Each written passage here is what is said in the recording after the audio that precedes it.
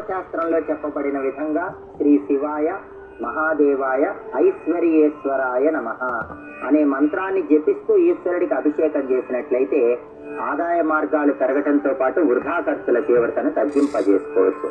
అలాగే మాస శివరాత్రి సందర్భంగా ప్రదోష కాలంలో పంచామృతాలతో దర్భలు కలిపిన జలాలతో శివాభిషేకం చేయటం ద్వారా కుటుంబ సమస్యల తీవ్రతను తగ్గింపజేసుకోవచ్చు. అభిషేకం పూర్తయిన తర్వాత పరమేశ్వరుడికి తొడిమలేని తుమ్మి పూలతో అలాగే పసుపచ్చటి చామంతి పూలతో ఎర్ర మందార పూలతో పూజ చేసి పరమేశ్వరుడికి చిమ్మిలి నివేదన చేయడం ద్వారా మనోభీష్టాలు సులభంగా నెరవేర్చుకోవచ్చు. మాస శివరాత్రి గురువారంతో కలిసి వచ్చింది కాబట్టి గురుగ్రహ దోషాలు తొలగింపజేసుకుని గురుబలాన్ని పెంపొందింపజేసుకోవటానికి శివాలయ ప్రాంగణంలో కొబ్బరి నూనెతో ధ్వజస్తంభం దగ్గర దీపాన్ని వెలిగించాలి. శివాలయంలో చండీ ప్రదక్షిణ చేయాలి.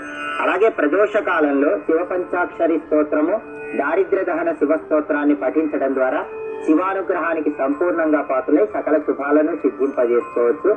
ప్రధానంగా నక్తవ్రతం ఉండాలి. అంటే పగలు ఉపవాసం ఉండి సాయంకాలం శివాభిషేకం చేసుకుని ఈశ్వరుడికి అన్నం నైవేద్యం సమర్పించి ఆ అన్నాన్ని ప్రసాదంగా స్వీకరించాలి. దీన్ని నక్తవ్రతం అంటారు. దీనివల్ల శివుడు తొందరగా అనుగ్రహిస్తాడు. అలాగే ఈశాన్యంలో ఒక రాగి చెంబును ఏర్పాటు చేసి ఆ రాగి చెంబులో ఉన్న జలాన్ని శివ పూజలో ఉంచి ఆ తర్వాత రాగి చెంబులో ఉన్నటువంటి జలాన్ని గృహంలో ఉన్న అన్ని గదుల్లో సంప్రోక్షణ చేయాలి. గురువారంతో కూడిన మాస శివరాత్రి సందర్భంగా ఈ విధి విధానాలు పాటిస్తే పరమేశ్వరుడి సంపూర్ణమైన అనుగ్రహానికి సులభంగా పాత్రలు కావచ్చు.